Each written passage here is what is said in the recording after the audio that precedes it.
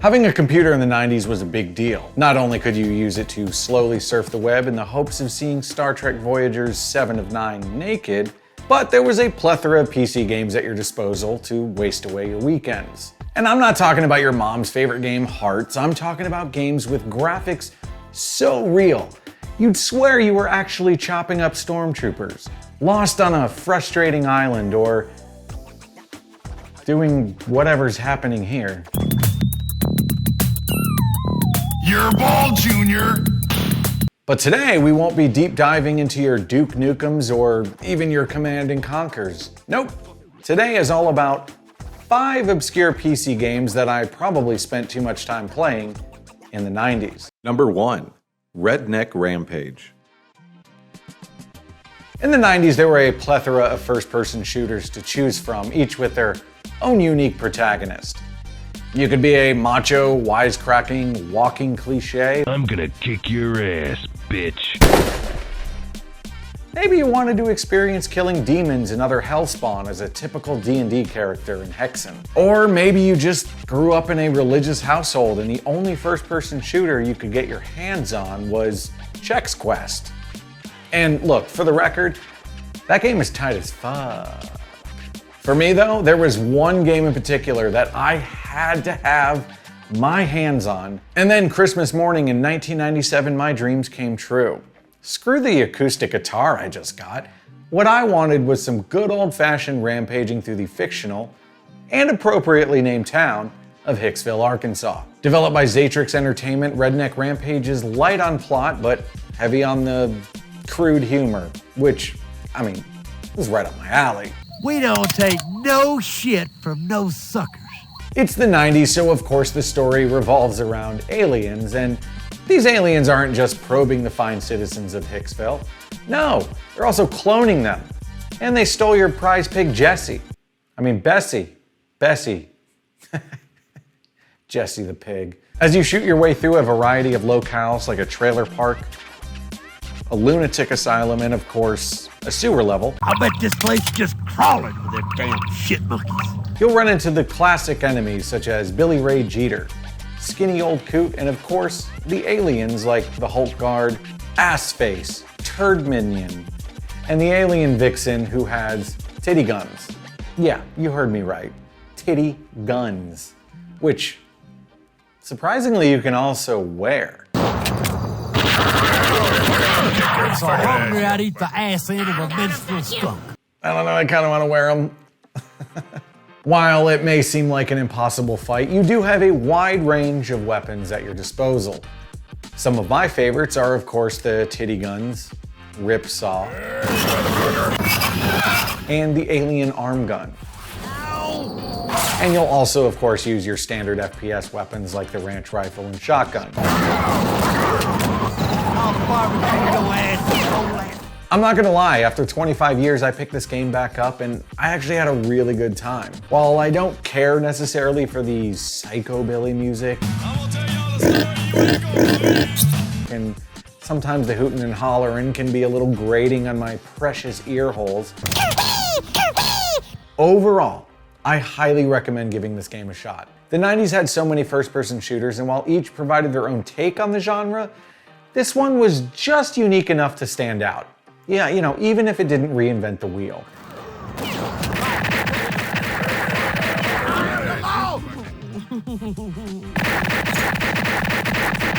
You and your horse!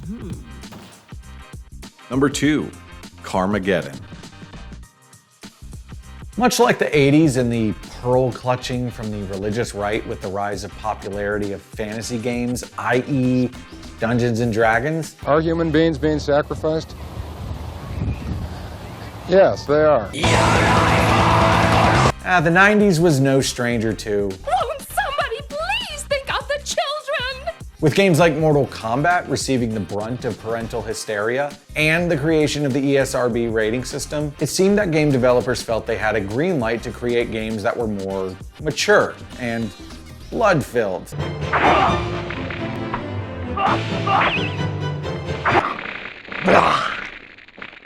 Enter 1997's Carmageddon. I remember playing this game on a demo disc, and at the time I thought it was kind of a dope concept. A racing game where you can win in a variety of ways by destroying the enemy racers, killing all the pedestrians, or the more traditional and boring route of just finishing the race. Developed by Stainless Games, Carmageddon was a vehicular combat video game that was nominated both Game of the Year and Driving Game of the Year by readers of PC Zone magazine. But was the game worth the hype? I mean, look, in some ways it does deliver on the Mad Max Death Race 2000 feel, but in typical 90s PC game fashion, God, the sound effects become incessant and irritating.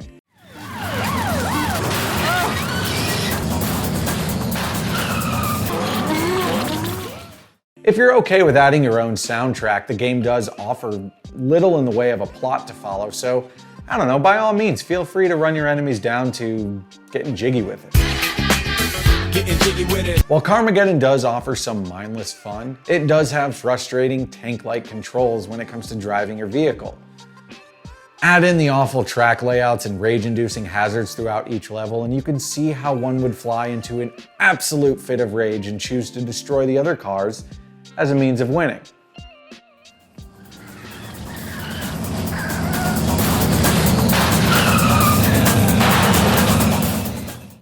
Number 3. Police Quest SWAT 2. Game developer and publisher Sierra Entertainment, known for such classics as King's Quest and Soft Porn Adventure, which would later spawn the Leisure Suit Larry series, well, they dipped their toes into the adventure simulation game genre with the Police Quest series. The first 3 games were produced and designed by former police officer Jim Walls, who would typically make a cameo appearance in each game. In the 90s, Police Quest was often praised for its in-depth gameplay where you have to observe the correct procedure in each specific case you're assigned and apply it or risk losing points and getting a game over. While the early releases featured text-based commands and graphics very similar to Monkey Island or Indiana Jones, the later entries utilized full-motion video, which often led to some unintentionally funny moments. We are here to help you. Lucy, will you let us help you?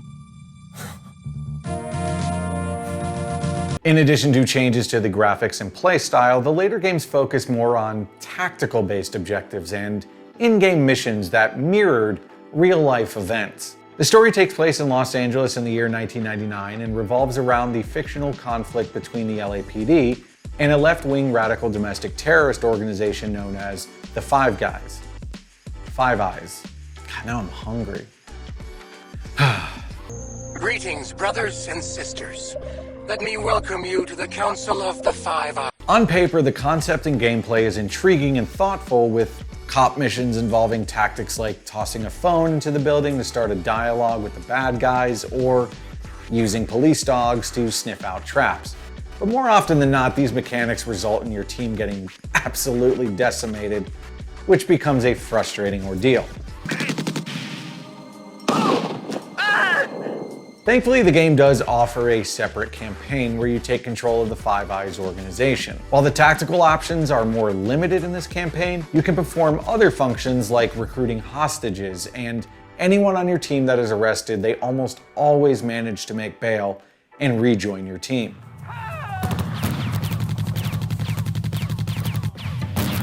Reviews at the time were mostly average, pointing out the same flaws that I encountered while playing the game. Overall, Police Quest SWAT 2 had some great ideas, but shaky execution. It certainly was different than other real-time strategies of the time, but if you're looking for a simulation game you can waste a few hours on, it might be worth taking a look at. She's my daughter and I can do whatever I want with her. Daddy? Police, put it down. Number 4. MDK.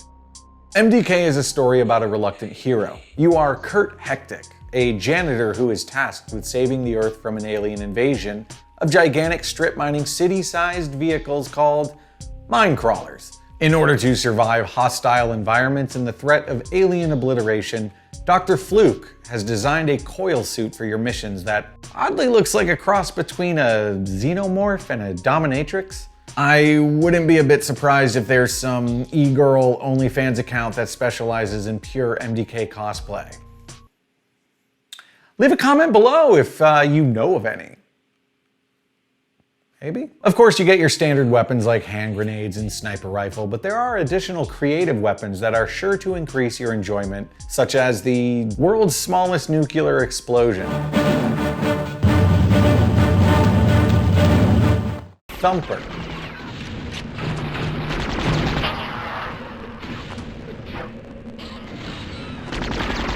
And Groovy, where upon activation, a cow will appear and crush an enemy. A tribute to Earthworm Jim, a previous game developed by Shiny Entertainment.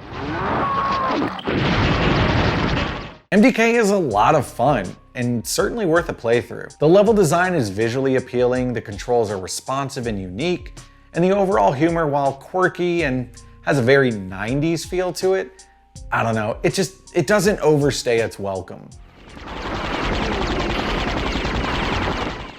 This surreal setting and innovative use of weapons proves to be the selling point of the game, with one reviewer saying, MDK is frequently fun, sometimes frustrating, full of surprises and visually stunning. It's not going to inspire the next revolution in action gaming, but it is an enjoyable diversion. I cannot recommend this game enough. While I wouldn't say it's a completely obscure PC game from the 90s, since it did eventually see a PlayStation release later that year, it was an odd standout in a year that saw the release of massively successful games like GoldenEye 64, Diablo, Star Wars Jedi Knight Dark Forces 2. Definitely check it out.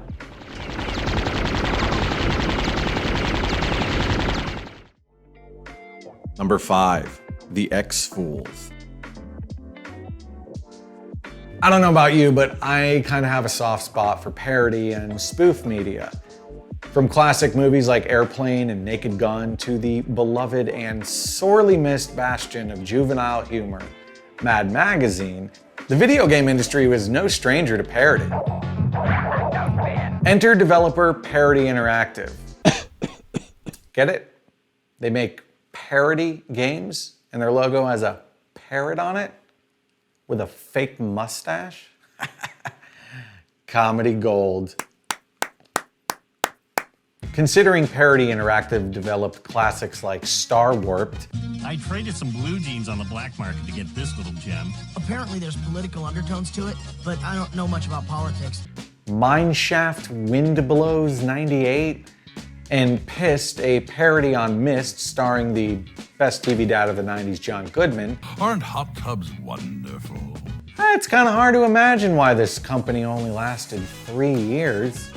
The Japanese really know what they're doing. They certainly know how to objectify a woman. With the upcoming 50th anniversary of the Roswell incident, the Mars Pathfinder mission, and the inevitable premiere of the 5th season of the hit show, The X-Files, I don't know, this seemed like the perfect time to capitalize on all things alien. I bring you love. It's bringing love. Don't let it get away. Break its legs. The basic premise of this, and I hesitate to use the word game, is that you undergo deprogramming by former FBI agents Mully and Scudder by, let me check my notes here, clicking the mouse around things in a trailer while listening to commentary over copyright-free footage. Oh, how sweet. Nothing like a young couple in love. Sweet. Your sentimentality is clouding your objectivity. It's obvious these are two alien spies exchanging information and fluids. Hey, maybe later tonight we could pretend we're alien spies. Scudder, Scudder, come on. This is serious. Okay. To be fair, there are a few low-effort minigames included, like the Pac-Man clone Run Agent Run. Come on. If you can outrun the Estrogen Brigade, you can outrun these guys. A You Don't Know Jack-style trivia game called Trust No One. 3. The Parent-Teacher Association. 4. The Satan Chess Club. And Abduct This, which I'm pretty sure I've seen in the App Store in 2009.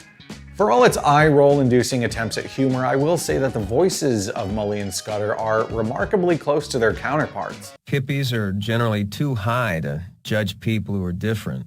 Being a hippie wasn't about getting high, Mully. It was about free love. Oh yeah? Well, would you love him? Now, I don't recommend really going out of your way to play this interactive game unless you're a hardcore X-Files fan. But look, it does have a few moments worth mentioning. For starters, if you're a fan of Mad Magazine spoofs of popular TV shows, well, Mully and Scudder will introduce you to a wide range of 90s sitcoms and dramas that prove that there is a pro-alien agenda in Hollywood. I am anti-probe. George is pro-probe. My God, I'm writing a bit about it as we speak. And don't get me started about Elaine. She thinks anyone who knows how to probe is sponge-worthy. The art and voice work is pretty spot on and did manage to get a few laughs out of me. Hell, even the FBI dossiers of popular characters in the X-Files show are entertaining, but I don't know, that kind of wanes quickly and I just kind of found myself wondering, what else is there out there? The truth is out there.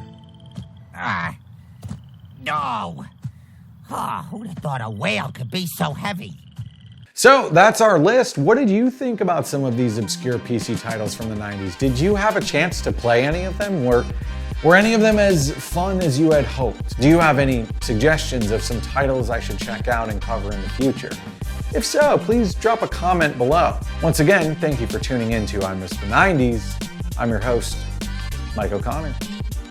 Later.